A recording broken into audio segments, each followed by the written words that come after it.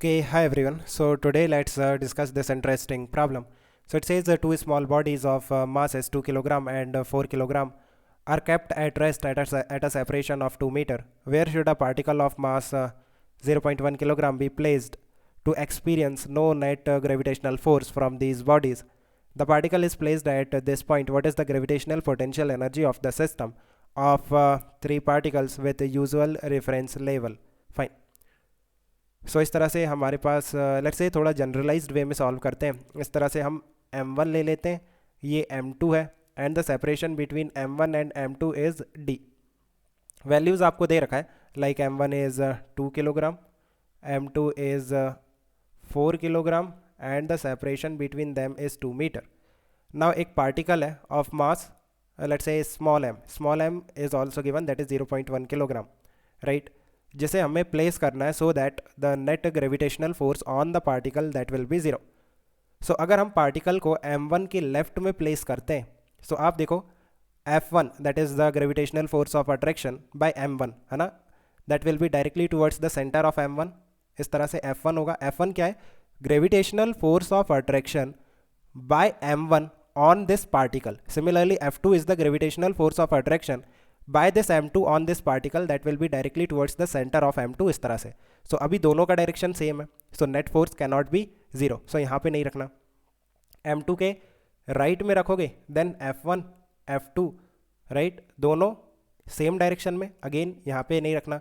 कहाँ पे रखना है? इन दोनों के बीच में. Let's say at a distance x from m1. x का वैल्यू हमें फाइंड आउट करना है, right. So this is the position of m. Now f1 किस डायरेक्शन में होगा? Directly towards m1. This is F1 and F2 होगा directly towards M2, right. So net gravitational force will be zero. It means F1 is equal to F2. Now F1 कितना होगा? Capital G small m m1 divided by x square that is equal to F2. Capital G small m m2 divided by, ये distance कितना हो गया between this particle and m2? ये distance हो जाएगा d minus x. So ये हो गया d minus x square. So यहाँ से चेक करो, g कैंसिल हो गया, स्मॉल m कैंसिल हो गया. Now we can put the values, right. m1 is 2 divided by x square that is equal to m2 which is 4 divided by d minus x square which is 2 minus x square. So यहाँ से क्या value निकल के आ रही है? Twice of x square that is equal to 2 minus x its square. So let's take root. So under root 2 x that is equal to plus minus, एक काम करते हैं यहाँ ले लेते हैं, plus minus that is equal to 2 minus x. So ये x इस तरफ जाएगा, सो ये x हो गया. So x is equal to 2 divided by 1 plus minus under root 2. Because x cannot be less than 0, it means कितना आएगा? x is equal to 2 divided by 1 plus root 2. So काफ़ी सिंपल है, right. Okay.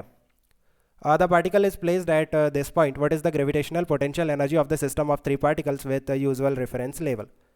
Potential energy of 3 particle system. आपके पास देखो m1 है, m2 है and m3 है. m1 m2 and m है. हम डायरेक्टली सिस्टम ड्रॉ करते हैं m1 m एंड m2. सो इनका जो ग्रेविटेशनल पोटेंशियल एनर्जी होगा इस सिस्टम का कितना होगा? देखो एक तो माइनस आएगा, capital G m1 small m divided by, इनके बीच में कितना डिस्टेंस है? x, जिसका वैल्यू हमें पता है x, प्लस m1 m हो गया, then m m2 that is capital G m m2 divided by, इनके बीच में कितना सेपरेशन है? d minus x.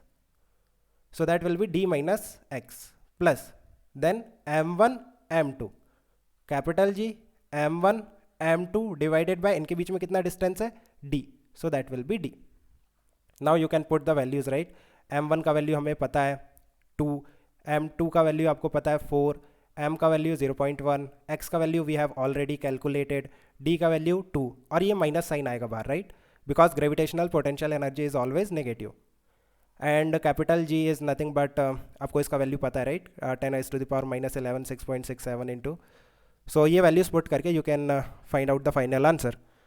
So let me know if you still have any confusion, we can discuss further. Okay guys, keep working hard, best of luck, bye.